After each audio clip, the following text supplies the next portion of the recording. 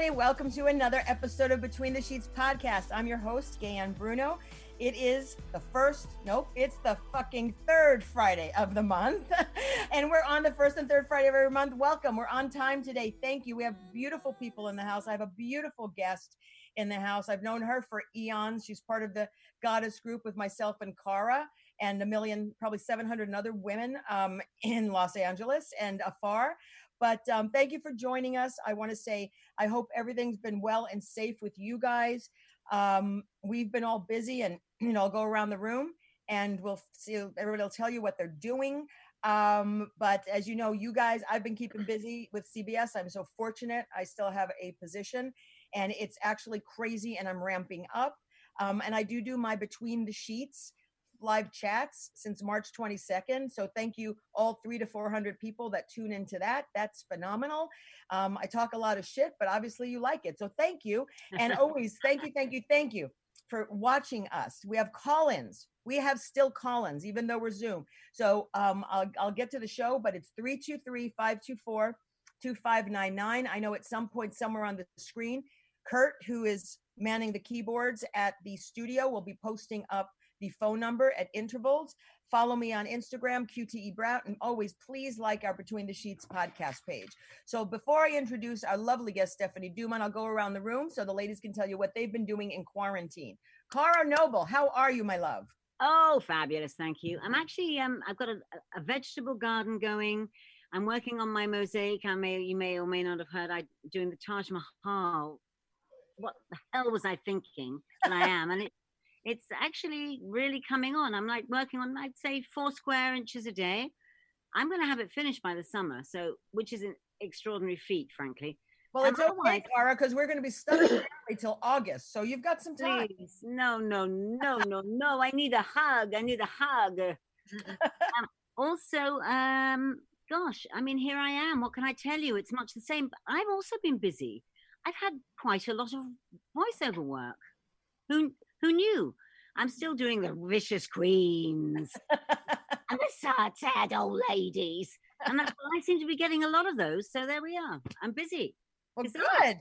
That's awesome. Yeah. And Delisha, we haven't seen you for a couple of weeks. So what have you been up to?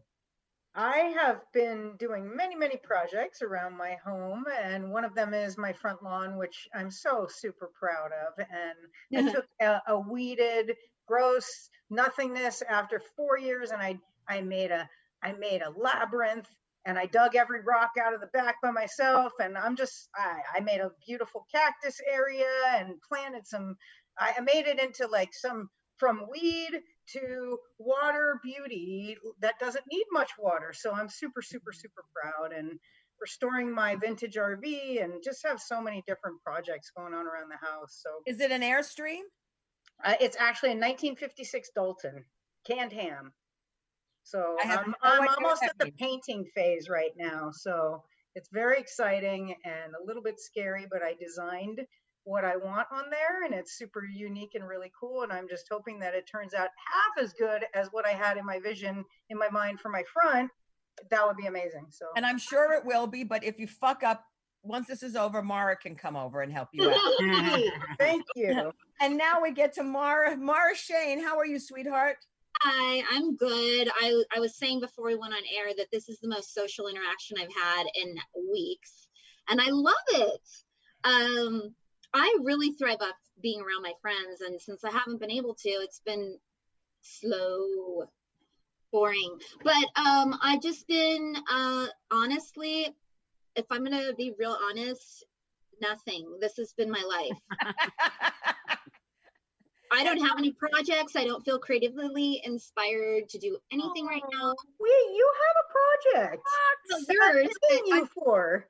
I do have Delisha's painting but I ran out of paint and I need to go get some new colors. And I just saw the art store down the way that I use is actually open. So I'm going to be doing. Cool. Well, thank you, beautiful. And I've seen you on House Party, but she's under anonymous, so you can't find her. And then no, I'm not. I'm under Henry, my cat's name. Oh, okay. I thought that. I thought when she would call me on House Party, And it's like Henry. I'm like, who the fuck is Henry? I keep going, Henry wants to connect. Henry I'm like, oh my God, it's one of those weird men. And then it's like Mara. And I'm like, oh my God, all these aliases, Jesus Christ. And then we have Kimberly Sanchez. You look stunning this evening, my beautiful friend. Thank you. I only get to put on makeup for all of you guys. Like, you know what I mean? No, that's not true. I went to work today, so, I'm working still full time, but excitingly enough, I have some clandestine plans, and I've been meeting secretly with the Small Business Development Center, and I've been looking at loans, and I will probably in the next few months be putting out some help me, fund me kind of stuff. I'm going to open a restaurant. Yes. I don't know where and I don't know how. It's kind of like the first one. I don't know where I'm getting the money. I don't know where it's coming from, and it just comes. Something super small, something more like quick serve, not like the whole sit down thing, because I think life as we know it in restaurants is about to change. You know what I mean? I want to have like a little pantry area where you can buy your pantry staples and bottles of wine and great milk and, farm eggs and just, I'm excited. Wow, this has happened a lot in a week. We were frolicking in Cara's pool a week ago, and we were sitting here going, what's happening? And now this is amazing. So congratulations. And by the way, I know I've done GoFundMe's and all that shit. So if you need help, I'll help you. Well, and it's months away, you guys. I mean, I went away. Unfortunately, I feel whatever. People will go out of business. A lot of restaurants are going to continue to go out of business. And I'm hoping to basically walk into something that's fairly well put together and, kind of like a turnkey situation where I can just walk in, put my name up, maybe paint, rearrange, start cooking. Perfect timing. Awesome. Right. Yeah. Well, I just got to give a shout out before I introduce Stephanie. My friend Cliff, he does his own small batch artisanal roasting of coffee. And he just started it again. And it's the Sunrise blend. And it's like I opened the package. And if anybody likes coffee, you don't even have to like coffee.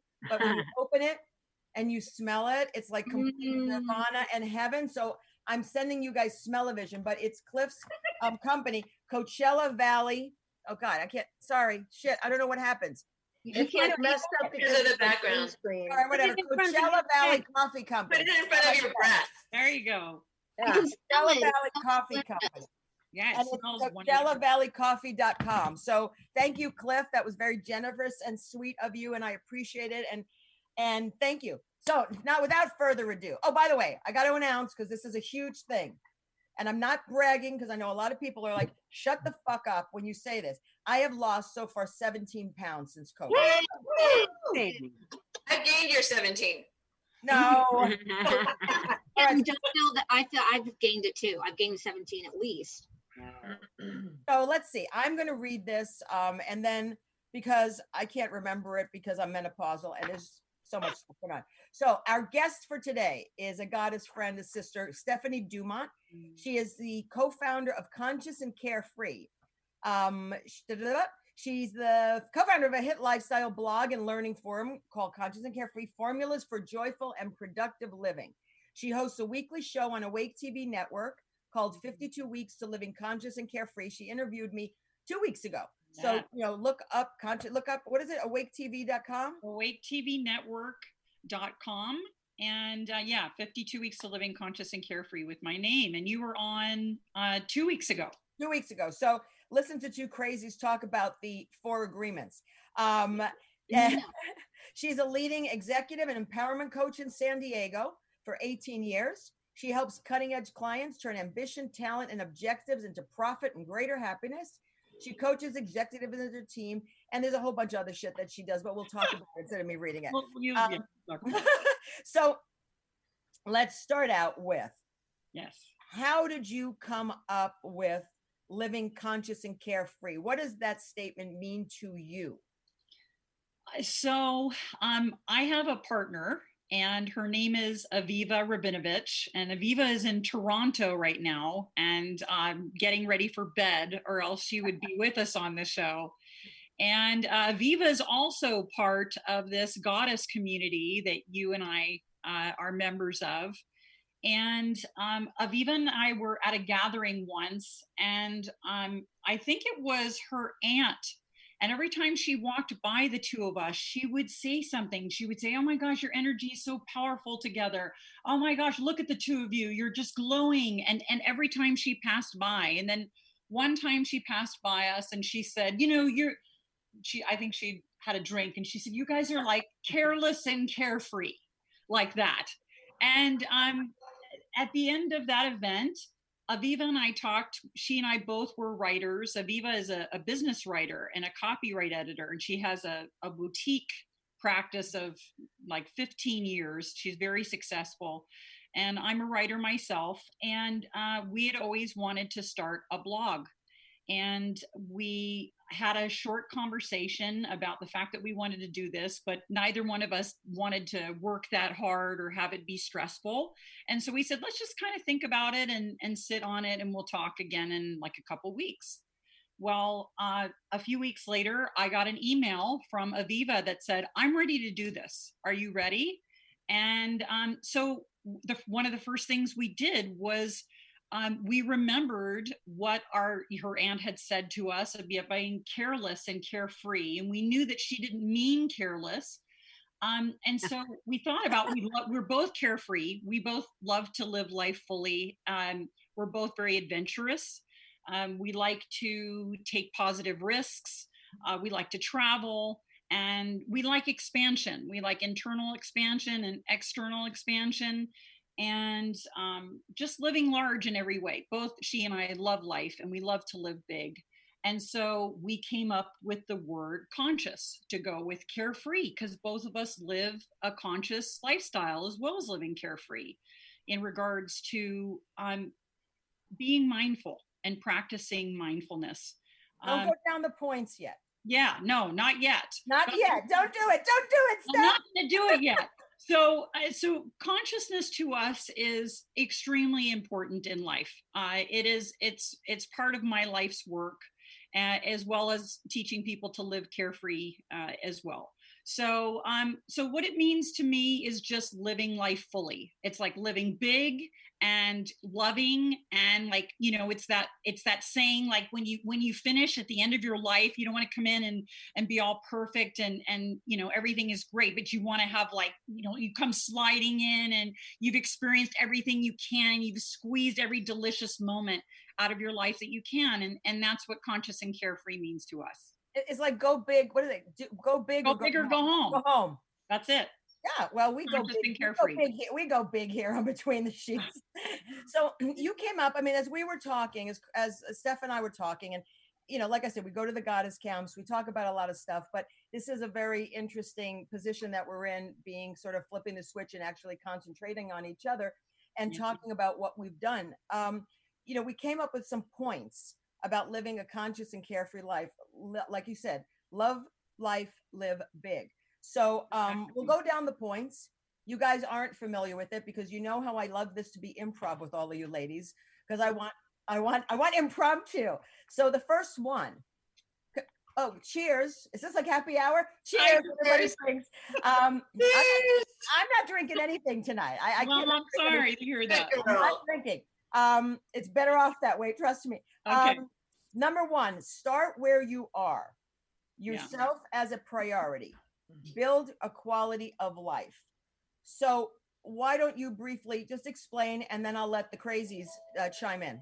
I think they're the beauties, but oh no, you don't know them as well as I do. Well, how wonderful. So starting where you are just means that not to worry about where you've been. We've all had pasts, and we can choose to let our past define us or not in any moment. So you can just start where you are right now. And we are in different places than we were 2 months ago or even 6 months ago, especially with everything that's going on right now. You know, obviously our environment has changed radically, and that means that we've changed radically. So start where you are today. And the second part of that was, you know, making yourself a priority. Because we have a habit in our society of putting everything before ourselves and then taking care of ourselves last. And, you know, I would like for us to receive the fruits of our labor and enjoy, you know, the joy that we're creating for others. So making ourselves a priority and then committing to that. That means learning standards and boundaries in regards to, you know, taking care of ourselves as a priority. Perfect. So go ahead. I'm going to stop right there because Sure. you said my buzzword. What's that? I'm fucking trying to work on this shit. And, you know, I stumble and fall. Okay. Boundaries. Boundaries. Yeah, and you don't have a problem with boundaries. Fuck you, Kim. We love you so much. Yeah. I do. I mean, but it's not about me. It's like, you know, like, first of all, let's go backwards. Make yourself a priority. Besides like boundaries, which I understand because, you know, again, and I've said it a million times on this show and on my live Facebook chats, because obviously I struggle with boundaries. I struggle with, you know, respecting others' boundaries.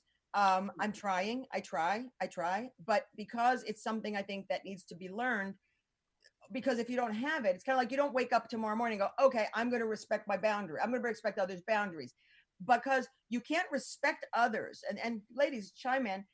I think I realized with meditation is that you can't respect others' boundaries unless you have boundaries for yourself. Because if you don't know what the fuck boundaries really are or what it feels like, then you're kind of not cognizant if someone says it in a way.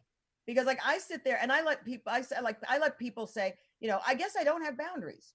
So if someone says, if I say, oh, don't do that, and then they do it, I'm like, okay, whatever. I don't get so caught up in that. It's like, all right, that's who they are. I accept them how they are.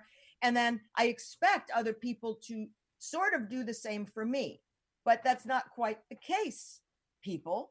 So in boundaries, how do you, Stephanie, as you talk to people and coach people, how do you talk? What is it about boundaries? How do you get people that have no boundaries? What's your advice to get boundaries, or how do you help them to sort of learn to respect others' boundaries? So let me start by defining boundaries, because for me, we all think we know what we're talking about here, but each of us have a different sense of what boundaries are. So in the coaching world, boundaries are behaviors that you hold others to. Okay, just very simply, boundaries are behaviors that you hold other people to. Fuck, I gotta take notes. Wait, no, I'm kidding. Take notes. And the other, so standards, I'm going to tell you also, standards are behaviors that we hold ourselves to. So people get them mixed up, they're confused, and they don't really understand. So behaviors are, again, you hold their boundaries are behaviors you hold to other people. Standards are behaviors you hold to yourself.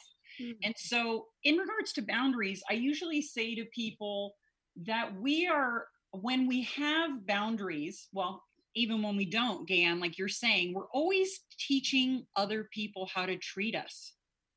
We are always, whether we're aware of it or not, if we allow things to happen that we say, I really prefer this not happen, or if you have an issue with somebody, can you just, come to me privately and instead of, getting upset with me in front of a group of people, something like that. If you're always teaching people how to treat you. Does that make sense? Yes. Yes. Yeah. So I have had so many interactions lately with contractors and stuff because I'm trying so hard. And I warn these guys, right? And I'm likening this back to COVID. I tell them, you have to tell me when you're coming because I have an autoimmune disease and I'm on prednisone and I have to stay 10 feet away from you. So I have to put my sci-fi gear on. I tell them this and they show up, and more than one occasion, I'm constantly walking backwards and they're walking towards me really fast. Even when I have an N95 mask and a face shield on, like I look like I'm right out of a sci-fi movie, but people are so not used to it. I've had to tell 2 contractors, dude, stop. Right. I cannot have you this close to me. So boundaries, even though I have told them on the phone, I have made it very clear, I have this sci-fi outfit on, they just don't stop. It's like people aren't conscious about it. And that is my fear of going out into the world right now, honestly. So something you can do is to let people know up front if you have certain immediate needs, especially when it comes to your safety, that you say to someone on the phone before they come I do. or as soon as they show up. And so that's what you can do, is just let somebody know up front and then do exactly what you did. I mean, you handled it well. And stepping back and just saying, you know, I made it very clear that right now I'm feeling unsafe and I have health issues and I need to be protected. Another way you could do it is to send someone away. I mean, well, one guy even said to me, like, oh my God, you make me so nervous. And I'm like, I'm not trying to make you nervous. I'm trying to protect myself, you know? So it's but a world we're living in. This time especially causes a lot of weird things. We have a caller, so if I can take a break and let's see if we have a caller that actually stayed on the phone. They hung up. Well, screw them. I was going to say that's more like physical boundaries, but I think what we're talking about is more like personal, emotional, spiritual boundaries. Right? Yeah, I thought boundaries, and so maybe I'm the backwards one. I thought boundaries were things that we put in place to protect ourselves against, I don't know, harm or abuse in some way or whatever, bad people, you know. And that can be physical, emotional, in any sense. Yeah, that's correct, Kim. I mean, it's just saying what I said a different way. I mean, you're establishing certain behaviors. So I can give you an example of something that Cara was talking about in regards to, so I won't hang out with people who gossip. It's just not my thing. I don't like it. And I make it clearer to people. And I'm so clear about the standard I have that if I am in a group of people and gossip starts to happen, I might say something. I might say, you know what, you guys, I'm going to step out, right? Or I might say, you know what, I feel a little bit uncomfortable talking about this person because they're not here. And so those are setting boundaries. You make it clear, and it takes courage to set boundaries, right? Yes, it's super courageous, because you end up, especially if you have never, like Gaye Ann, like if you're not used to having boundaries and if you're not used to setting and laying them out, yes, it can really rock the boat with a lot of people. And absolutely. what I was going to say is, it's one thing to have boundaries, it's another to actually be able to hang in there until people start respecting them, and then to cut people off if they're not respecting your boundaries. Because we can't control how people are going to act toward us. We can only set a boundary, and then we have to say, well, if they're just trekking all over my boundaries, I guess I have to either leave or I don't know, but you know. You can clarify. Go ahead, Gaye Ann. No, but like for me, because I don't have boundaries, I just take it all on. I mean, and it's because, I mean, I don't know if it's, I mean, it's because I don't sweat the big or the small stuff. I just don't. There is got to be something horrific for somebody to do to me for set up boundaries. Because I am that kind of and I never was. I probably was a bitch really younger, but like as I get older, it's like I don't sweat the small stuff. And I don't know if it's because I've been through tons of stuff in my life and I've seen things deteriorate and, you know, negativity. And I think I really do. I'm trying to focus in that positivity, in that thing. So for me, and again, this is changing. I have to change because obviously I piss people off a fucking lot without knowing it. And sometimes I do know it. And sometimes I'm like, well, I don't care. And that's not good. But I think it's hard. It's hard because, and it's true, it does take courage, because I've been meditating about boundaries, and I actually had to say something to somebody I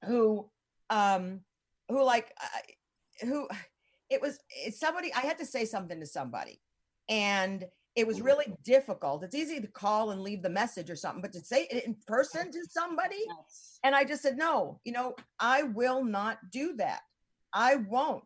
And it made me uncomfortable to say that because I didn't want to hurt their feelings. Exactly. I didn't want to, because so much in this world so much shit is based on miscommunication. and the right words to choose and the way you express yourself and the body language. And I am so caught up in that I think I just suck it up and not have to deal with it because I don't want to hurt anybody's feelings. I would say eventually that's not going to protect. That's not a way to live, because you're not able to protect your emotional state when you just. I mean, everybody has different scopes of what's going to bother them enough. Like, you can let a lot of things go, Gaye Ann, and I have learned to do so because growing up in my family, I didn't really have a voice. And in order to get along with everybody, I had to just do what they said. I had to agree with them. And I was also a people pleaser. So I was never able to set a boundary because I was so accommodating all the time. I would say doormatish. And then that's really difficult when you're with this people you grew up with. And then all of a sudden you have to have a backbone and you have to say, I don't want you talking to me like this anymore. You know, no, I won't go drop my whole life to go pick you up at an audition or whatever it is that, it may be. You know, the hardest thing about boundaries, and Cara, I will get to you, is work. It's really hard for me to set boundaries at work because of the position that you're in, because of, you know, thinking of insubordination. So how do you state what you want or what your needs are or what's not right without crossing the line about, you know, pissing your boss off or pissing a producer off? You know, sometimes conversations like this, we call this a crunchy conversation in at Tilly's Life Center, where I teach part-time. I teach social and emotional learning to teens in the classroom in high school. And this is called a crunchy conversation. And sometimes you have to write out what you would like to say, like what's important to you about the conversation. And then you can even come up with a way to say it. So you have to think about, if I were to express myself to someone else, and if I were doing it from a place of loving truth, what would that look like, feel like, and sound like? But sometimes that's really hard to do in the moment. I mean, when conflict arises and you're in the heat of it, you can't go, okay, what do I want it to look like, feel like, and sound like? So sometimes you have to have these conversations and think about it first. I've gotten advice about some crunchy conversations I had to have, especially with work. And you have to just speak your loving truth. And you have to. Stephanie, that phrase is really beautiful. And I think if you can breathe that in, loving truth, if you can breathe that phrase in before you speak, and you speak from loving truth, you know, how can you go wrong with that? You can't. Cara, you had something to say earlier, right? Well, I was only going to say that I wondered whether Gaye Ann realizes that she thinks she doesn't have boundaries, but of course she does. She's just got used to ignoring them and actually abandoning herself to allowing others to get away with stuff around her life that is not good for her. And I think, oh, I'm fine.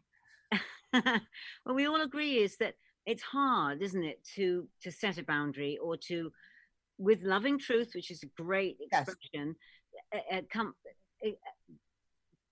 just talk about a situation which isn't comfortable, but it does get easier each time you do it. Yes. Not for me. And it also depends on who you're trying to set boundaries with, because there are certain people in my life that will never respect my boundaries. And so I don't know, I'm not going to drive myself crazy and always try to set boundaries around them, because it's useless. It's like a wall. So it's like talking to a wall.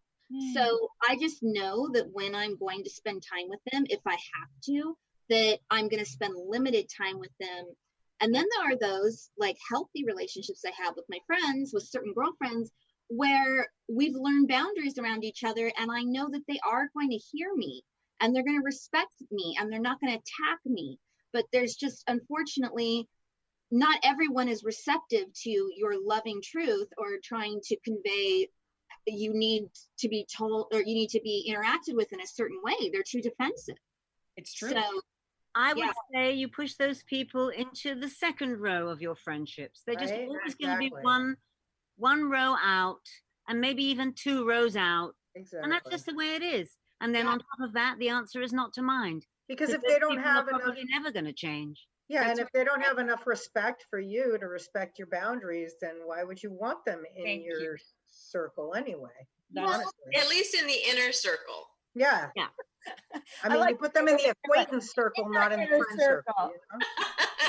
The Yeah. inner. So okay, enough on boundaries. I'm bored. Sure. I actually said that. Said it. You Oh. Here's what happened. We were no. We were doing a show not too like I don't know. I can't. Time is whatever. Busted. And we were doing a show and we were in studio and Mara sort of says, and I'm paraphrasing, can we move on with the topic? I'm bored.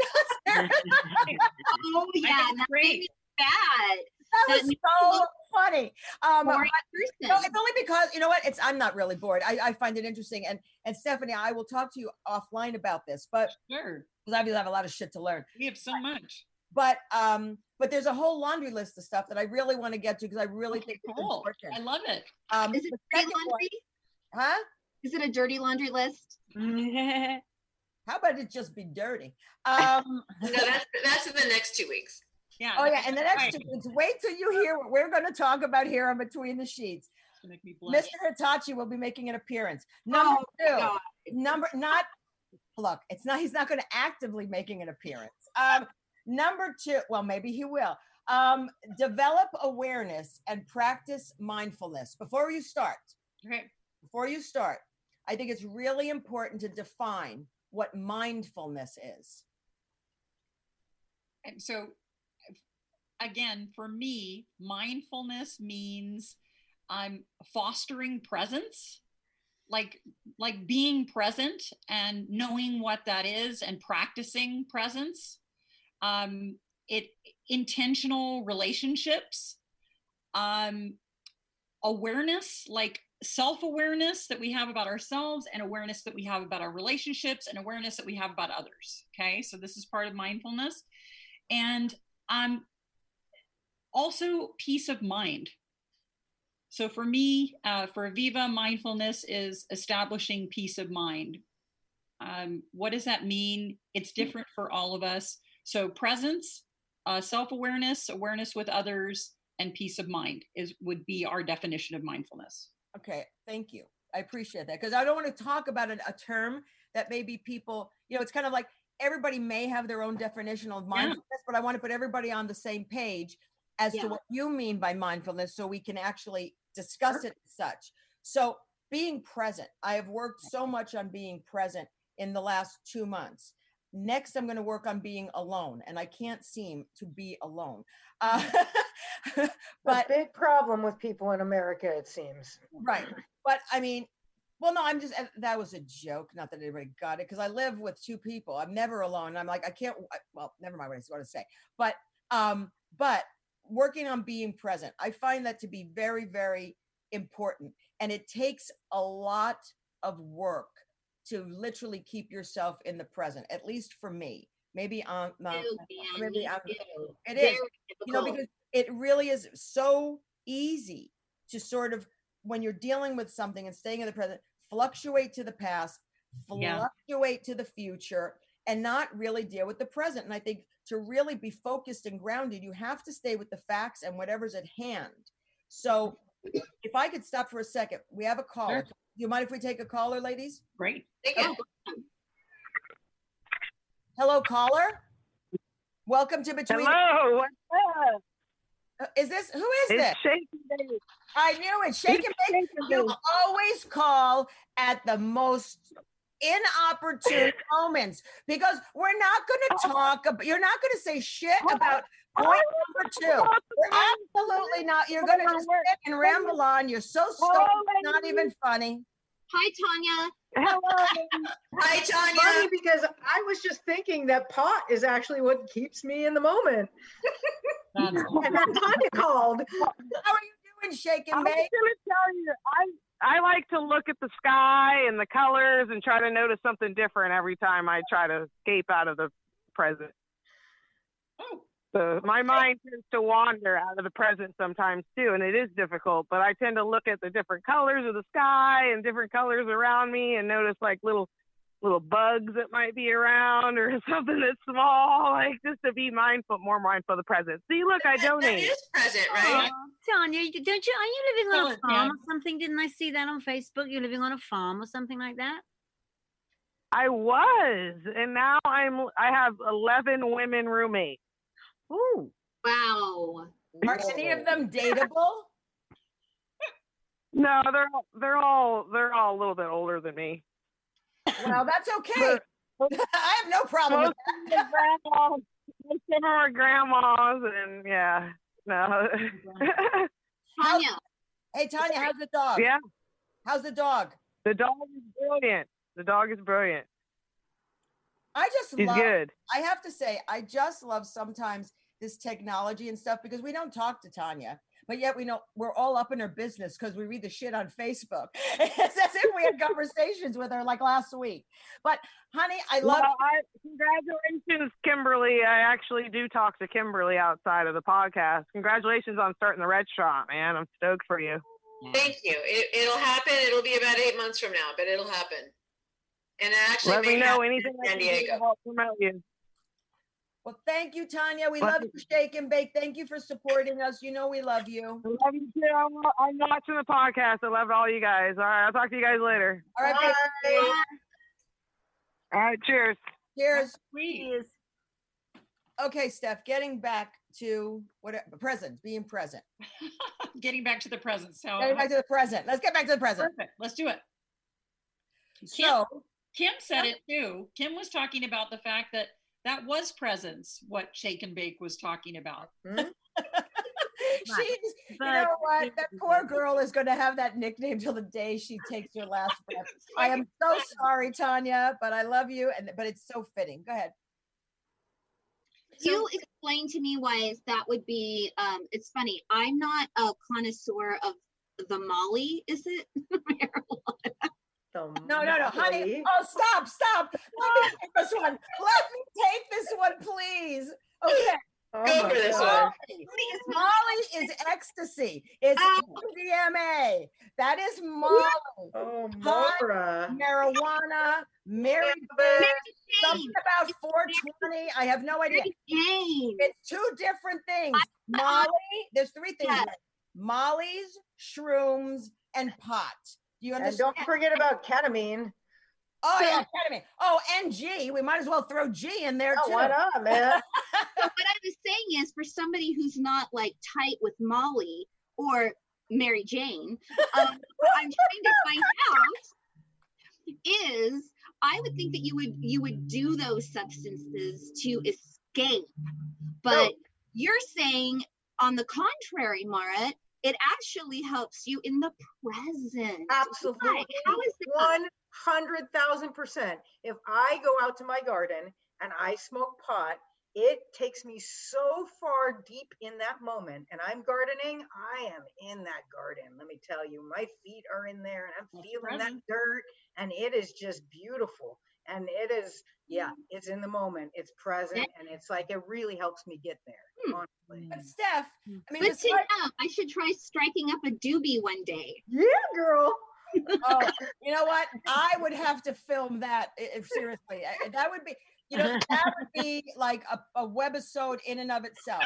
But Stephanie, besides like pot or people do MDMA or whatever their choice of that keeps them focused and centered, without using substances, how does one get themselves to be centered, to stay present? You know what? It's different for everybody. It really is. A lot of people practice meditation. Some people practice chanting. I used to do chanting for years when I lived in Los Angeles. I practiced chanting, and oh man, did it bring me to the present. It was like peeling back layers of an onion. For some people, walking. Delicia, you built a labyrinth. So you can practice presence in the labyrinth, right? You can walk it. You can do a walking meditation. And when you walk into it, you can let go of everything you need to let go of. And when you walk out of it, you can take in everything that you want to take in, right? Girl, that's what that's what we got to do. I love the labyrinth. So there's so many different ways. Yeah, Clara. I got something to say because I just thought of it because it's about you. What? Because my favorite thing to get into in the moment is to smell a flower. Yeah. And as I was thinking about that and how I'd like to say that, I remembered that you gave me a little bag of lavender to put in my handbag when we were in Nice, because we went to Nice together. Nine goddesses went to Nice. Wow. Nice, France. And you bought me a little bag of lavender, and that lavender has really helped me on many occasions where There you go. I kind of lost it, and I'm just close to tears. It's like, I've got my lavender. Oh, and it just smells so good. That's a really good way of getting into the moment. Aromatherapy, that's what it is. And so you find what works for you and feel good. I use incense. I light an incense every morning before I meet with clients, or I light one downstairs, and it's called Eternal Treasure. And for me, it grounds me. I smell it and it instantly puts me in the space, and I can put one love for my bedroom. So there's so many different tools and techniques. You have to try them and see what works for you, really. So how do people know? So I do the same. I burn Palo Santo. Yeah. I love Palo Santo. I'll do incense. I do meditate, but it really took me a while to sort of get, because I think I didn't know what being present really felt like or was. And it's really difficult if you haven't experienced sort of being present and being mindful. So it is work. It just doesn't come naturally. I don't want the listeners to think that, like, for example, I used to think for years meditation was sitting there, and trying to be quiet, not only myself, but just block everything out. But you can't control. That would be like in a pressure chamber where there's nothing. And I always was very frustrated thinking, I don't know how to meditate. I can't meditate. I am not getting, I hear things. And I realized it really isn't about that. It is being in a present state of mind, and to that place where, for example, for me, I've now learned to focus on my breathing. Very good. Wonderful way to bring yourself present. Thank you.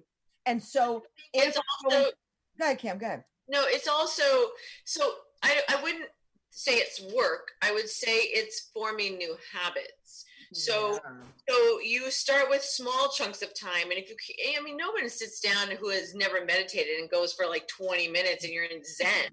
Like sometimes it's 2 minutes, right? And sometimes it's 5, and you grow those little pieces into something more evolved. Exactly. And Zen, and getting to be Zen or quiet or whatever. Quiet doesn't necessarily mean being quiet completely. Right. It is, centering on the breath, doing the focus. And meditation is different for everybody. Yes. It's sort of like, I started and I realized I was meditating, every morning. I, feed the cats, do my stuff, go sit on my front patio. I get up at the crack of frickin' dawn anyway. And I sit there and I just watch the world unfold. The birds coming out, the sun starting to rise. And I'm in this, and I'm not thinking about anything. I'm just observing, watching, breathing in the smells, just feeling it. And I'm like, screw it, Gaye Ann, you have been fucking meditating. It just doesn't look like what the books or whoever the hell says meditating is. I believe meditation is found within yourself in whatever makes you be at that place to be present.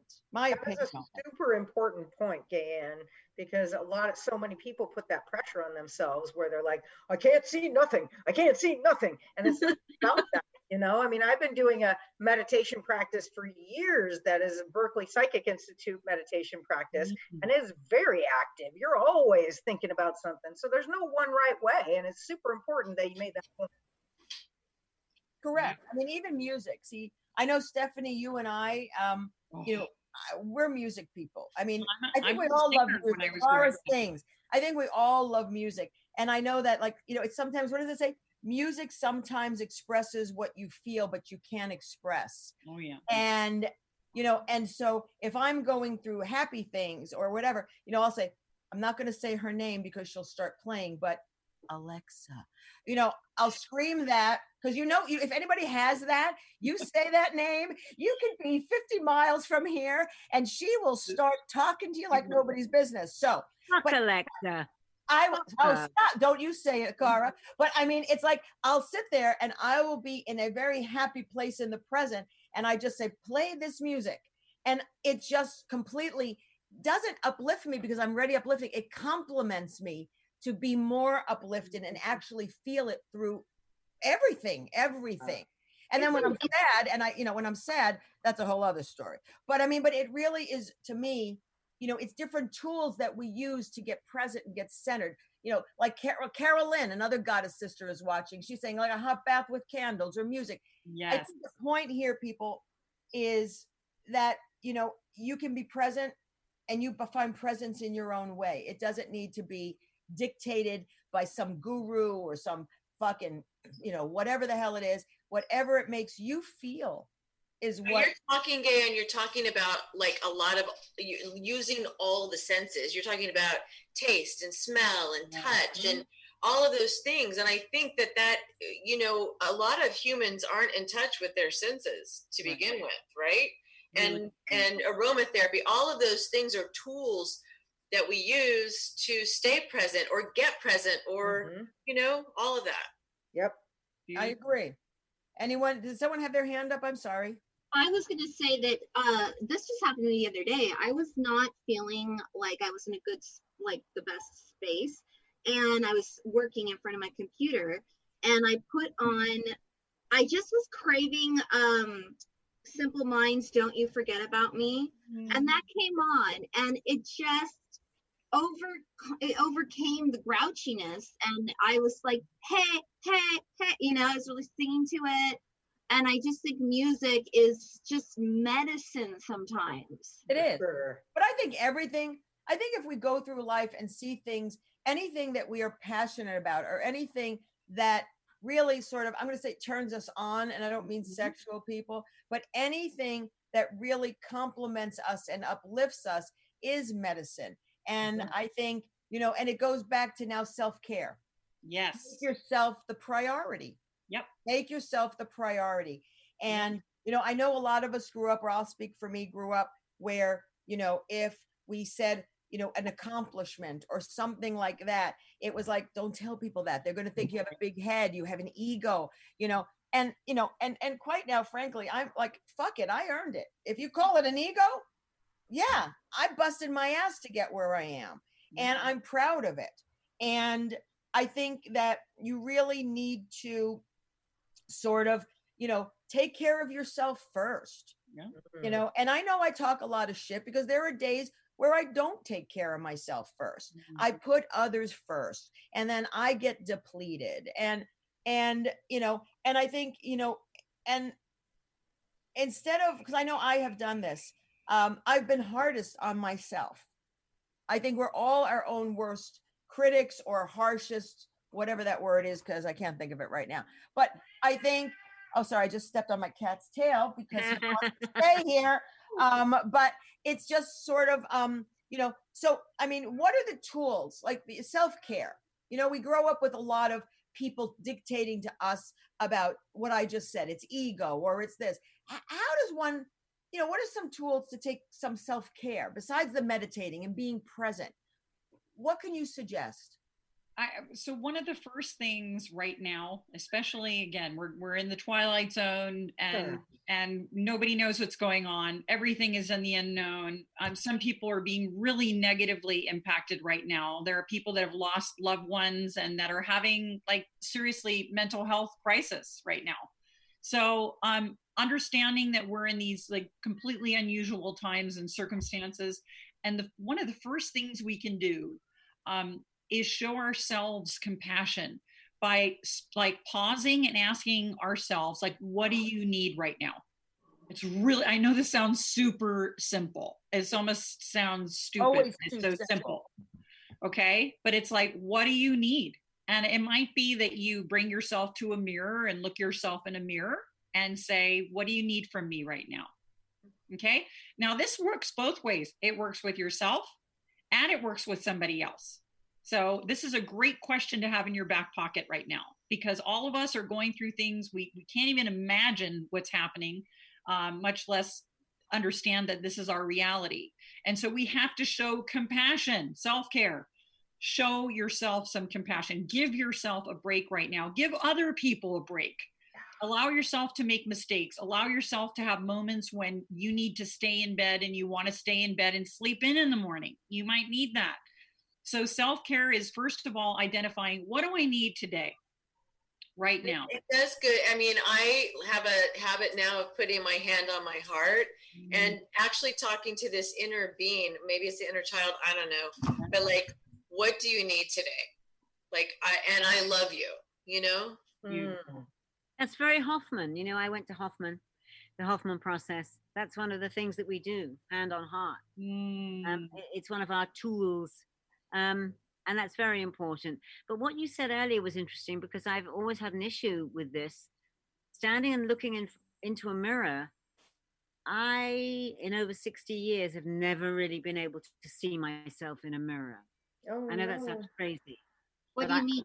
What do you mean? Like naked or like what? No, you know, when people say look at yourself and analyze and look, and it's almost like I just don't see myself. I don't know what that is. I see myself a little more now than maybe a few years back. But to stand and look at myself in the mirror is a very weird and kind of uncomfortable thing to do for me. It's interesting, because when I lost about 100 pounds with my Crohn's disease, and I was like, so I was right now I'm about 130, and then I got up to about 280, and when I looked in the mirror, I saw the same person. I didn't see any different. And it was everybody else who saw something different, but I never saw anything different. Alicia, not to interrupt, but I mean, I think, Cara, you're not really talking about the outside. No, I'm not, but that comes from the inside, right? It doesn't necessarily, what I see on the outside comes from my inside, not from my outside. But Louise Hay does a lesson like that, where she has you go and look in a mirror and look into your own eyes, and do these affirmations, right? And it is uncomfortable, Cara. I get it. It can be in the middle. 1 minute. Yeah, it can be in the beginning. I'm going to liken everything that we're talking about to the first time you go into a gym and you haven't been in the gym in a year, okay? And you're going to start lifting weights, right? You'll start with smaller weights. And so maybe you just see yourself in the mirror and you go, hello, and you just walk by. Maybe you're not like staring at yourself in the mirror for 20 minutes, like somebody was saying. You have to kind of ease into it and step into it. Somebody was saying, I think Kim was saying, breaking things down into little bite-sized pieces. Everything doesn't have to be this extreme. You can try it. Let's see how it feels. Does it feel good? Does it not feel good? Does it feel better? And you can just test it. I will. Thank you. We're going to move to number 3. Focus on well-being and live a wellness lifestyle. So Stephanie. This is part of living conscious and carefree, is well-being. And for us, we talk about systems for enjoying life, for cultivating abundance, and promoting healthier and more, I like to say, meaningfully productive living. And that's really different than just productivity, because productivity doesn't have to be meaningful. It could just mean like we're in that rat race and we're running the hamster wheel, and this is the kind of life that most of us have been living up to the Great Pause, right? I don't know if you guys had that, but we're just running at the speed of light, and not thinking about what's in front of us. And so well-being is creating a lifestyle. It might mean you eat certain foods that make you feel good. You start to look at the things that you're doing, and does this mean that I'm feeling good when I do this thing? And creating a sense of well-being for yourself, and creating a wellness lifestyle. Exercise. We have to move our bodies in order to feel good, right? Yes. It could mean that we are happy. It could mean that we are sad and depressed, and the difference in between. So, moving our bodies, that's part of a wellness lifestyle. Eating certain foods that make us feel good, and participating in activities that make us feel good too. So it means creating a lifestyle in which it nourishes you. Okay, it enhances you. It makes you to living your full life and a better person. But Stephanie, I've got a question. So, Sure. you know, my whole life, I think my life was built around being pretty, right? I was a model. I went to Europe. I was the pretty sister. I was the cheerleader's, quarterback's girlfriend, all of that stuff. So I have realized that because I've had 3 children and I've gained weight and had to lose that weight. And it's, I feel better when I don't weigh what I weigh now. But right now, I'm not focused on losing that because I'm trying to love who I am inside and not make it external.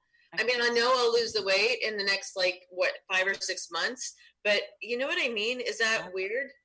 No. And I mean, that's the place to start, because you're loving yourself where you are today. You're loving yourself no matter what. And it shouldn't matter what the circumstances are, because the only way to get where you want to go is to be where you are right now. And to, for me, it's expressing love for yourself. That's self-care. I love you. I care about you. I appreciate you. I understand that you're different. And I'm saying this to yourself. I understand you're different than you were then. And because when you feel good, you look good. When you feel good, you don't have cortisol running through your body, right? Because that's a stress hormone, and we'll release that into our body. And that keeps us, at maybe perhaps at a weight we don't want to be, right? And it disallows our body from functioning in its highest manner. And so it really is about being where you are right now, loving and accepting yourself as you are right now. And, one of the other things I wanted to talk about in embracing change today is focus on the outcome you want, being specific. And it's not just about a number on a scale, but it really is about how do you want to feel? How do you want to feel every single day? In love with yourself. That's what you want to feel. That was going to be my question. How many of us, and it took me a really long time to be able to do this, but how many of you guys, and I can do it, but how many of you guys can look in the mirror and look yourself in the eye and say, I love you? I can't. It depends on how I'm feeling. Sometimes I'll look away and I'll go, fuck this, and then I'll do it. But number 4, you guys, this is good. Number 4, connection relationships are the key to all things. Learn it, live it, love it. It's everything. Relationship number 1, the relationship we have with ourselves, okay, which we never talk about in our society. We always, from the time we are born, we're spoon-fed, act a certain way, be a certain way, make sure they like you, do this, do that, make up with them, forgive them. We're never taught how to have a relationship with ourselves. I did go through a program called PSI. I don't know if you ladies have heard of it. When I was a teenager, people synergistically involved. And it taught me about the importance of my relationship with myself. So I learned this as a teen, but many of us don't get it unless we go through Landmark or some other kind of a program later in life, or if you're blessed with conscious and aware parents. But number 1 is our relationship with ourselves. And for me, it's the foundation for all other relationships that we have throughout our life. Okay. And then our connection and our relationships to other people. We have to ask ourselves, are we having fulfilling relationships? Are relationships giving us what we would like? And are we giving our relationships everything we would like? So we have to look at how we are interacting with people in relationships. Does that make sense? Absolutely. Yeah. So connection and relationships, that's one of our 4 pillars to living conscious and carefree. We have written tons and tons of articles about it. And it's essential. And right now, in this time, most of us have virtually ignored the relationship with ourselves. Some of us have even ignored relationships that we've had with family members. I mean, this is like a whole new ball game. This is a whole new playing field. And it's like we're starting from scratch. So we can decide right now that we want to have better relationships with ourselves or with others. And then we can say, okay, I'm ready to take steps towards that. Anyone want to talk about relationships? Nope. I love being single. There's quiet in the room. Me too. Well, You know, I will open my mouth a little bit to it because I've recently, got out of a relationship with, suddenly last summer, and it was a very difficult situation to reframe my boundaries, bringing those back, and to just have us begin to look at myself and my part in what happened and how I allowed that to happen to myself. I felt I'd completely abandoned myself, and I realized that as soon as I could step away from the craziness that I was in. So I was kind of in a situation where I was kind of forced to look in that mirror and say, I love you. Not that I've done it, and that's my homework. But so up until COVID happened, I was at home spending a lot of time by myself, doing work on myself, reading stuff, just getting through every day because I was in a trauma. And so I used the time to really go deep inside. Then next thing I know, I'm stuck at home with a couple of lesbians that live here. Anyway, hold on. Things could be worse because you love lesbians because you have two that live there, and then a few of us come over there. So you are the lesbian collector. It's the most lovely. You're like the lesbian hag. The lesbian haven. Anyway, I was only going to say that I've had to do a lot of internal looking at myself, and it's been a fascinating and incredibly rewarding journey that I've been on, and I guess I wouldn't change it for the world, even though it's been shit.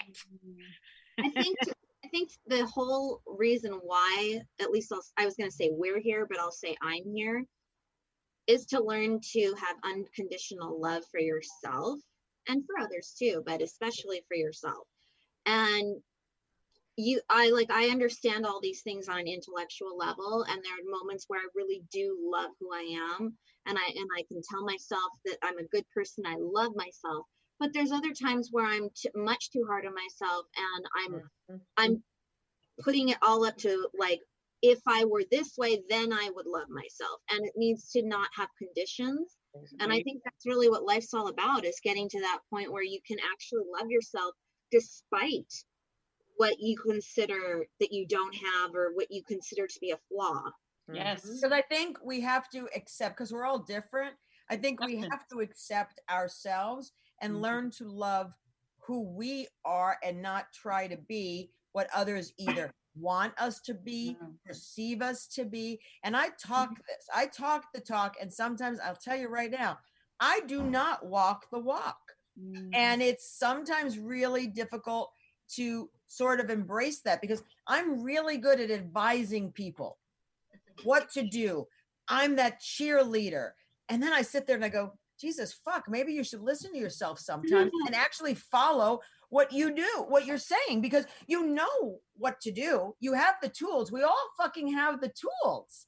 It's just that we sometimes find it, at least for me, I find it very hard to look inward, because then you have to unpeel the onion, uncover shit, go to that space that maybe isn't so pretty, or that's, I won't use the word trauma because that's another term that people throw around, but it's really going, I am enough.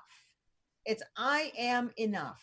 It's exactly true, Gaye Ann. And when you don't feel that you are enough, what's really scary is a lot of us fall into the trap of looking to others for our own validation. That's correct.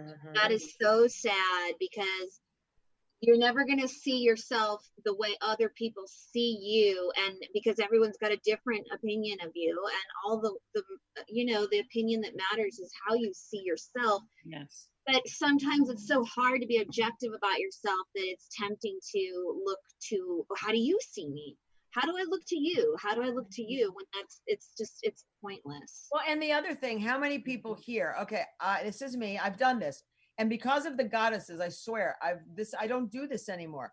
When someone pays a compliment to you, instead of just saying thank you, you go, oh, I'm not that pretty. Oh, right. I'm not that this.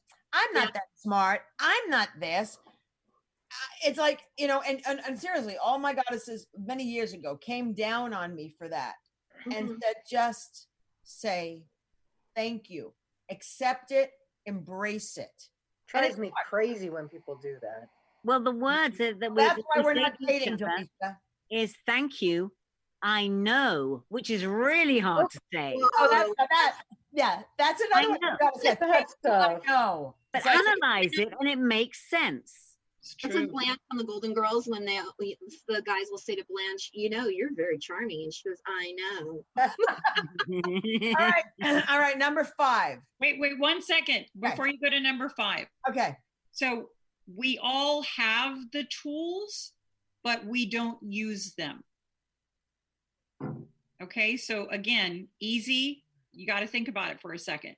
So if we all practiced everything we knew, our lives would be so sweet. So it's about practicing the tools. When we're in the deepest, darkest, when we're having the most difficult time, taking the moment to breathe, laying down and doing a guided meditation if we can't do one that's just quiet, listening to music that relaxes us, lighting some incense when we're, again, so it's about practicing these, you know, one thing at a time, what works, what didn't, and also looking at what worked in the past, because all of us have experiences of success. And for some weird reason, you know, we know everything about every mistake we've made. We know what we were wearing. We know who was in the room. We know what day it was, what time it was dark, it was light. We can describe it completely. But when I ask you about your happiness and your success, a lot of my clients struggle. A lot of people struggle and they don't remember it. It goes by really fast. And we don't pay attention to our success like we pay attention to our mistakes and our failure. And so Conscious and Carefree is a shift in perception. Hey, everybody. Thank you for watching Between the Sheets. We're not done yet, but if you want to call in, it's 323-524-2599. Pull up a chair and join the convo. Delisha, do you want to say something or let me move on to number 5? Because I'm telling you, time is a ticket. Yeah. Go ahead then. I don't have anything to say. Number 5, up level by identifying your passion and purpose. So this is another one of the pillars for success with Conscious and Carefree, up leveling. And some people might think this is just like climbing the ladder to success or making more money or, you know, all of these, you know, superficial bullshit. Exactly. Outside. And so up leveling could be that you want to find your soulmate. Up leveling might be that you want to have more nurturing friendships. Up leveling may be that, you know, for me, I have an album that I want to finish. That's up leveling for me. So each of us, you know, identifying what we are passionate about, what our gifts are. This is a big part of living conscious and carefree. Identifying our strengths, our passion, our gifts, so that we can live our life in service with those gifts. Because then we live a fulfilling life instead of just like, okay, it's a satisfactory one. It's good enough. I'm doing a good enough job. This is okay. And versus waking up in the morning and being excited about your day and what you have to give. I know, Gaye Ann, you have a lot of, you know, purpose with your work. And so that's what up leveling is about. Delisha? One of the things that I found affected my happiness or lack thereof was not being able to figure out what my passions were, not being able to figure out what exactly made me happy. So do you have suggestions for people that are kind of in that stuck boat? They can't really figure out, like, well, I feel kind of dead inside, because I know I felt that way for a long time. So, I mean, you could start by, and I'm a coach. I have mastermind groups. I lead circles of, and she's waving. Cara can speak to that. Cara, how would a mastermind group help somebody with their passion and their purpose? talk it through with people you know and love. Find out what they think about you. What is their approach to your talents? I love my group because it brings us all together to love each other and help each other be the best person they can be.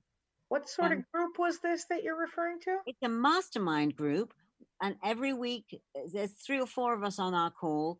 We get together, and Stephanie runs this group, and we look at what we said we were going to do last week. We set goals. We explain where we went off the rails. We support each other, and it's fantastic. I don't really know where it comes from. Stephanie, did you invent this? But how does that help you find your passion? So I will go to 2 things. So Delicia, one of the ways that you can start by looking at what's important to you is you can look at times in your past when you were doing things or with certain people and you felt like extreme joy, like what was happening. Another way you can look for it is to think about people will always tell you you're good at something. People throughout your life, you'll look back and they'll say, you know what, you're really good at that. You always have that. Or it might be creating what you did out in your yard. Well, right? That I found my passion there. So when I say that, look at you. I found my passion there, let me tell you. Like a Christmas tree. Yeah. So I'm telling you. And so for us to say, well, it can't be this and it can't be this, it can only be this one thing. We're defeating our purpose. And so you have to look at what's bringing you the most joy. Maybe you're the labyrinth builder. I don't know. Look at your face when I say that. You might be the labyrinth builder. And I see you. It's so cool. You're in ecstasy. I don't know. Maybe you go around and you build labyrinths for people. So this is something awesome. That you could explore with a coach in a coaching relationship. Or this is something you could explore in a mastermind group. You could come to the group of people and say, I really want to find what my passion is now. I want to find how I want to serve right now, how I want to earn profit right now. And you can go through that process. And it's a process. It's not just something you go, oh, okay, right. I know what it is. It's a process. How does one find a mastermind group then? Okay, we can go offline, but we only have like 15 minutes. And I think the next part is really important. I think this is because we've just explored a lot of stuff. Yeah. But I'm going to, Stephanie wrote this quotes by Socrates. And it's the secret of change is to focus all of your energy, not on fighting the old, but on building the new. And we have some points for embracing change. Change is scary as shit. Can be. Yeah. As fuck. Yeah. Well, I was going to say that, but I figured you'd add that. But change is so scary sometimes. But that, of course, is living in fear. And that doesn't serve us. So there are 10 points. And allow me to just read them because we only have 15 minutes left. Allow me to read them quickly. Sure. Points for embracing change, and then we can have a dialogue. Sure. Number 1, focus on the outcome you want. Yes. Number 2, ask for help. Number 3, listen to your intuition, please. 4, trust your decision making. 5, enlist support. 6, act as if. 7, identify what has worked for you. 8, allow it to happen. 9, study role models. 10, take the leap of faith.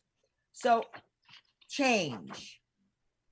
It's inevitable that through our life, at least for me, my biggest growth on my journey has come from pain and from change.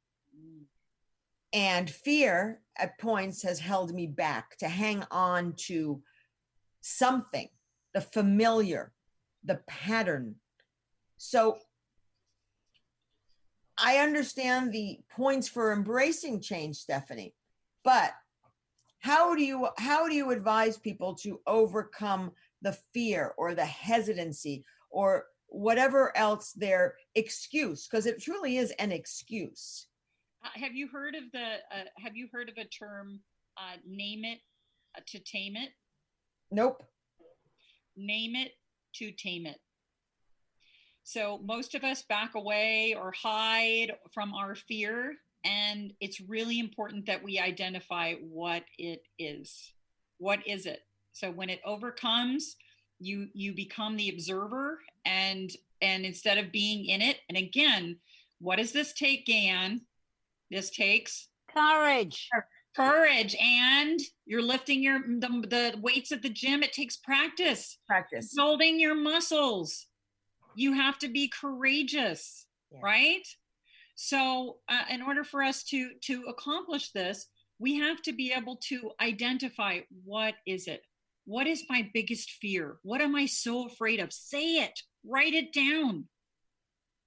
Because you can't overcome it until you've identified what it is. All right, so I've got a challenge for the ladies right now, putting you all on the seat. Let's take that question. What is your biggest fear, Cara? Don't overthink it. Say it. I need a moment, really, I do. Okay. Sorry. Alicia. Heights. Okay. Mara. Failure. Failure. Kimberly. Agreed. Failure. Wow. Cara. Not reaching my potential. More than failure. Okay, mine. That's a good one. Anyone want to guess what mine is? Embarrassment. Being alone. Rejection. Ooh. We all have that fear, Gaye Ann. Oh no, it's mine and mine alone, Mara. Well, I just meant, I hear you. Your guys' fear was so deep. Mine's like heights. Oh, and mine's heights too. Oh, I'm I definitely got scared of heights. heights. Oh no, I had fear of a lot of shit. And this is true. And I'll never do this again. Ayahuasca. I will never do this shit again. God, I am so scared of that. Trust me, it's not fun. But I have to say, and I always say this, I think I went in it. I was so in fear of the unknown, and I've never done shrooms or any of that stuff. I've never been on any of those psychedelics because of too controlling. And I just did it thrown in, and the whole fucking 8 hours I was in a ball, and all that sort of, I guess, hallucination or whatever the hell that state of subconscious is, was dealing with fear. It was the worst fucking 8 hours of my entire life. And when I walked out of that, I didn't have fear of heights. I didn't have fear of making myself vomit after I drank. I didn't have fear of a lot of stuff. But So did it help? It helped. It helped. But seriously, but still the thing that sometimes that I still hold on to is the fear of like rejection. And there's another one, but I can't remember right now because I'm menopausal. So anyway. So Dan, let me ask you a question, okay? That's Stephanie. What is the opposite of rejection? What would you say is the opposite? Okay, so what do you really want? Because the first thing of embracing change is focusing on what you want. So let's ask, what do you really want? If you're afraid of rejection, what would you like instead? And that's the stupid juxtaposition is I have it. What is it? Say it. It's being accepting for my passion on what I do. The podcast, the getting on the live Facebook page, the people who actually, engage with me and sort of like I'm on the journey with them. It's being accepted to actually be who I am. Acceptance to be who I am. And do you being rejected because of what I'm not and what others want me to be. Are you accepting of who you are today? Right now, yeah. I mean, right now in the present, I am. But throughout, sometimes depending on situations, I waver. And I think that's with everybody. I think with all of our fears, I think sometimes we could stand there with confidence and just take on the world and overcome it. And then there's just certain Achilles heels that just, and then it's like. You mean you're human, Gaye Ann? Oh my God. Oh my God. You should. You're human. I hate to be human. I want to be superhuman. Flesh and blood. Right? I know, but who the hell's singing? When did this fucking show turn into a musical? Jesus Christ. Okay. But I give yourself a break. We should all give ourselves a break when it comes to the fears and stuff that we have. Just let it go. I mean, It depends on, and it depends on. Like Mara says failure. Kim, what was yours? It was also failure. Failure. I mean, Cara, if it's fear of failure, that's. Well, that's easy, but what if it's fear of success? Because I also have that too. Ooh. And that actually is what I was going to say, Mara. Is it really a fear of failure? Is it No, fear? it's a fear because you know what? If I think about really becoming all that I want to be and the chance that I might actually achieve that, then what? Because exactly. It's like, what then? And how would people react to that? And would I still be accepted with people? And there's a whole new slew of problems then. And so it's just, And I understand that, and I feel that. And so many people identify with a fear of failure when it really is a fear of success. Yeah, I know. Isn't that funny? Yeah. So, and I'm willing to. Who else said failure? Kimberly. I said failure, but the thing for me is like, I'm not just talking about career failure. I'm talking about relationship failure and friendship failure. And there is a failure beyond, it's deep. I used to say it was a fear of abandonment. I used to think that was my major fear, but I think it's failure, but across many levels. And it might be connected to abandonment. And that's like a whole other show. We could, right.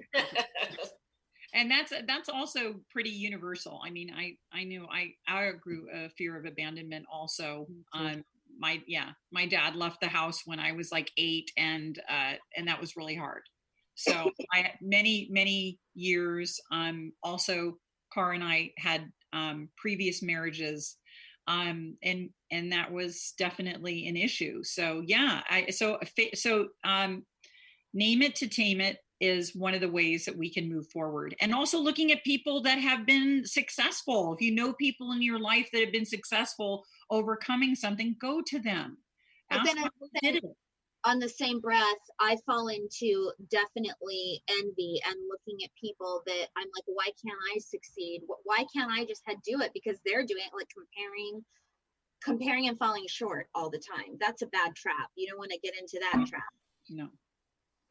And so maybe it's fine to say, I'd like to do what they're doing, or, be what they're being. And then you can, read about it or work towards that as your goal. But so for me, it's like when I was sitting at a blackjack table in Las Vegas, and somebody at the table gets a blackjack. And so in that moment, you can be excited for them and happy, or, God, I wish it was me. I wish I had gotten blackjack, right? So there's so much better to be excited for them. It's so much better because if they got a blackjack, it's going to come around to you. Eventually. You're going to get the blackjack, right? And that's what it is. It's going to just come around the table. It's going to come to you, and that's the type of energy that you want to put out. You want to have people that support you, and so you would want to put out energy that was loving and supportive of others, because it's not about competition, it's about collaboration, and there's enough space for all of us to be successful in our own way if we think that. But we're all being really greedy, and we're taking 6 feet around each of us. I take 10. I'm sorry, I'm a little more greedy. You can have 10. Just take it, baby. Thank you. Believe it or not, we've got 4 minutes, and Kurt's going to kill me. But Stephanie put together some mastermind questions for us, and I want to do one. I know we can't do 3, but the one that I like the most is, what is the greatest obstacle? Oh, I was hoping you were going to pick opportunity. I was going to do that, and then I changed to obstacle, but I'll do obstacle. What is an opportunity being given to you now that you're not acting on? I'll repeat it. Give them both questions and let them pick the one that resonates for them. It's not good. It's going to take too long. No, we'll choose which one we want to answer. All right. Seriously, it's my show. Everyone get it? We've got so many alphas in here. You have your own fucking show, Stephanie. I know. What is an opportunity being given to you now that you are not acting on? Or what is the greatest obstacle standing in your way? Delisha. Actually, you guys are going to be surprised. It's crustica. I decided to not do it. I decided I didn't want to work for my brother, and he's given me plenty of opportunity with the restaurant and with the film. And I decided for my health, for my mental being, that I am going to retire with JP Graphics, and that I'm going to retire with somebody who appreciates me, loves me, knows my worth, treats me right, and I'm going to retire simple and healthy and happy. And that was a huge opportunity that could have made me super rich, but I don't want it. I want to be happy. Happy is better than rich sometimes. It really is that. Alicia, guess what? What? Found your passion. I did. Right. I did. And you know what? I'm creating my oasis for my retirement now here at my home. And we'll all come up there when it's all safe and ready. I'm moving. All right, Kimberly. Can you read the question again? God damn it. One, what is an opportunity being given to you now that you are not acting on? Or, okay, I'll take that one. All right, cool. Okay, the opportunity is actually COVID, and I'm going to tell you this opportunity is being alone in my home by myself. It's an opportunity to actually do a lot of the stuff that Stephanie's talking about, and sometimes I don't take it.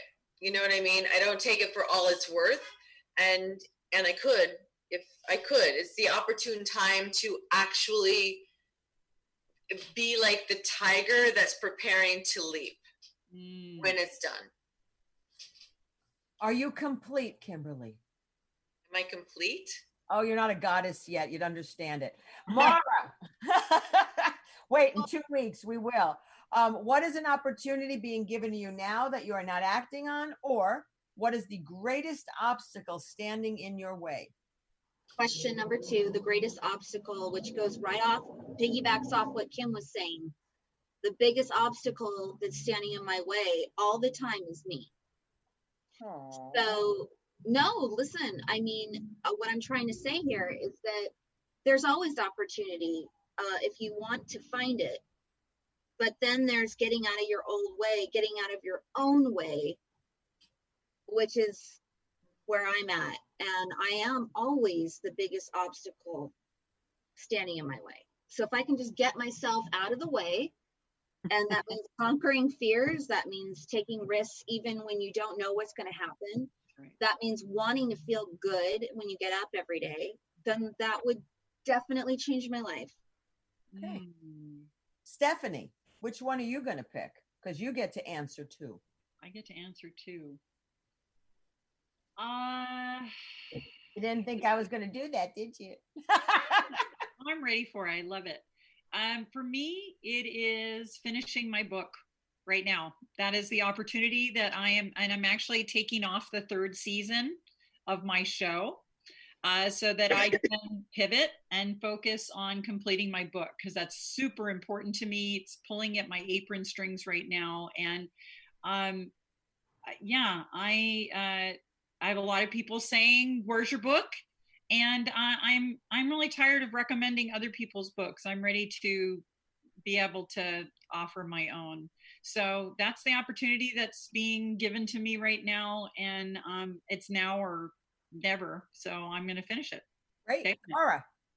I mean, I suppose one could say COVID because it's holding us all back from something. But that in itself is actually keeping me in a place where I'm doing a lot of things which I'm really enjoying. So it kind of isn't really the answer. I guess the answer might be more that I had an opportunity to go with the flow, go with the people, agree with everybody, go into fear. And in this particular time, for me, I'm not doing that. I will not go into fear. I don't cover myself in rubber gloves. I will not be wearing a mask. I don't go out much. I just do it my way. I'm just going to enjoy every second I am at home in my beautiful, peaceful place.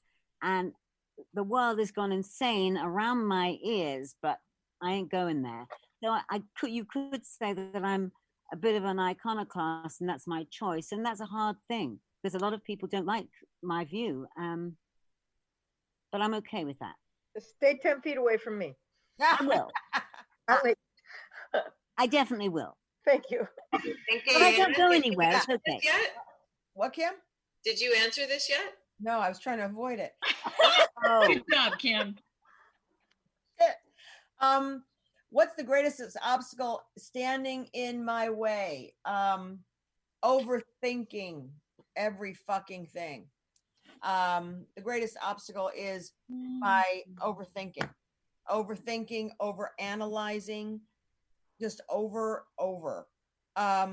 Because I am artistic, I am creative, I am passionate. I have no problems in tapping into any of that.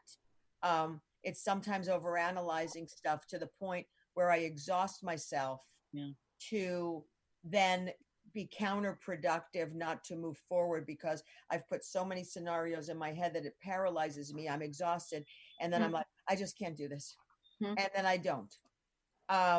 So that's my greatest obstacle, which is why I really have begun meditating a lot more. I've got a friend of mine gave me a meditation cushion, and I sit there and I've got this little space, and I put my muse too, because I like that. It's a fun little game, but it gets me to my place. And now I'm guided meditations and listening to fucking birds and, whatever the hell that does. It's sort of cool. And I like it. I'm a gadget person. And next week, in 2 weeks, you'll be seeing some of them. But yeah, it's that's what it is. It's that overthinking and over processing, because it's, instead of just going with the flow, again, it's not being present sometimes. So that is my greatest obstacle, I guess, is overthinking and not being present, trying to sort of do it, which sometimes comes into self-sabotage. So, that's what I'm working on. But I have to say, since COVID, I've actually shined. I've actually sort of like risen to the occasion. And that's great. And I don't have a fear of success, because I am successful. And I know that I will continue and continue to achieve, because I have that passion and that desire. Love it. And I don't accept fucking no from anybody. yeah, baby. So there we go. Welcome to Between the Sheets. So I just want to say thank you, Stephanie Dumont. Thank you so much. So good to say your last freaking name. Stephanie, again, is the co-founder of Conscious and Carefree on Awake TV Network, 52 Weeks to Living Conscious and Carefree. She's going to write a book. She's an executive empowerment coach. Where can people find you if they want to take this mastermind class? What tell us? First of all, go to our website, Conscious and Carefree, at the letter B and the word carefree.com. And you can sign up to get weekly inspiration. You can see, I've done interviews with a ton of influencers, including Gaye Ann. You can get inspiration, motivation. There are hundreds of articles on everything we talked about today: mindfulness, well-being, connection and relationships, and up-leveling. So go there, have a feast. If you're interested in a mastermind group, you can find out on the website, or coaching, and go to Awake TV, or I'll be posting soon on Conscious and Carefree our episodes with some of the greatest influencers, with so many tips and wonderful information about how to succeed in unconventional ways. Thank you. Yeah. Cara, where can they find you, sweetheart? Are you talking to me? No, Cara. Oh, Facebook, Quora, Instagram even. I'm around. Or here at my wall doing my mosaic. We'll be there. We will. Oh, yeah. Distancing, of course. Kamara. Oh, I am on Facebook and Instagram, Mara Shane. Thank you very much. Delisha, what are you up to? How's your blog doing? Or what's the blog, I should say? I kind of have the whatthehealth.net, but I haven't really been too active, just because I sort of had another flare and I didn't want to. I got to get back to it, but whatthehealth.net. Cool. Maybe this will be motivation for you to get back on there to find other passions. There we go. Kimberly Sanchez.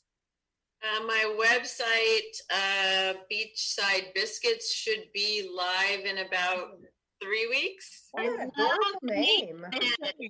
I like it. You make the best food ever. I cannot believe your food. I love biscuits. Thank you. Cara, Cara So loves delicious. when the lesbians come over. Why, Cara? Why do you like when the lesbians come over to your house? The best food and the best tips. I don't know. Your cleavage was looking pretty good tonight, Cara. So everyone, thank you so much. Thank you, all my co-hosts. You know, drinking and silly is what we are. We actually are practicing an embodiment what Stephanie teaches. That's right. We are conscious, Stephanie. carefree.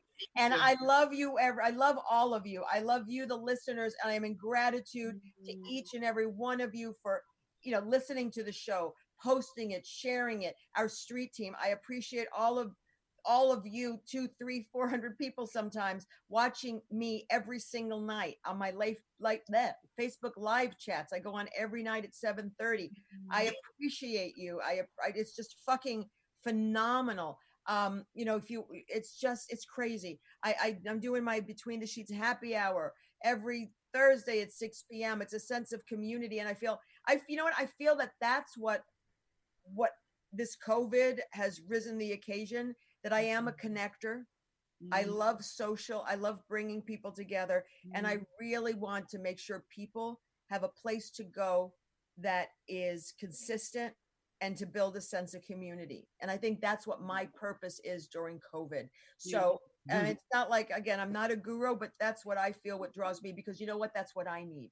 So what I need brings forth the people that need to join us.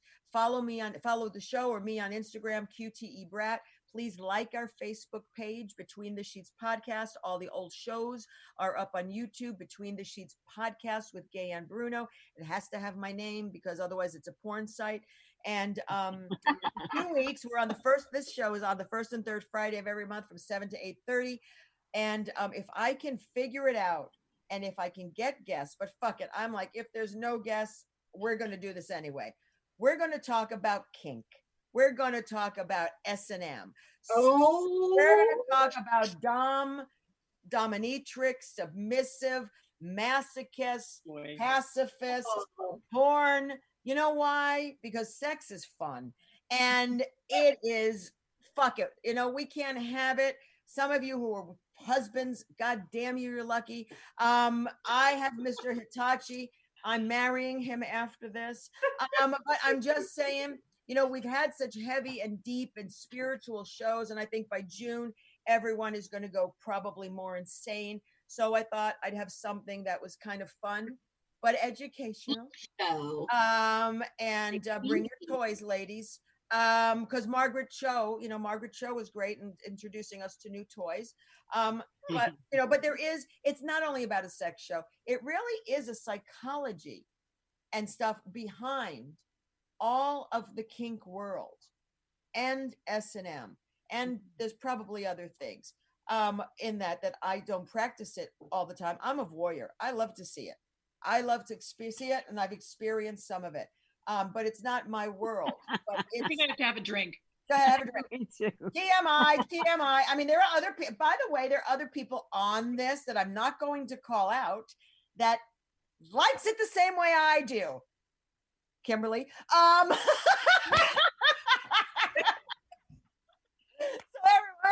everyone, thank you for joining us.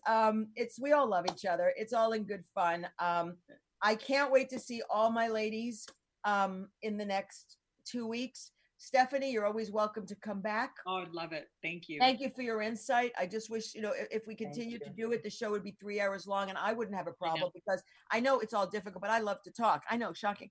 But I want to thank everybody. Thank you, Kurt, for always running the boards. We appreciate you. I will see everyone back here in 2 weeks. Who the hell knows what that show's going to be, but I'll tell you, it'll be really high ratings. So, so thank you, everyone. Have a great night. Be safe, be well. And as I always sign off, namaste, everybody. Namaste.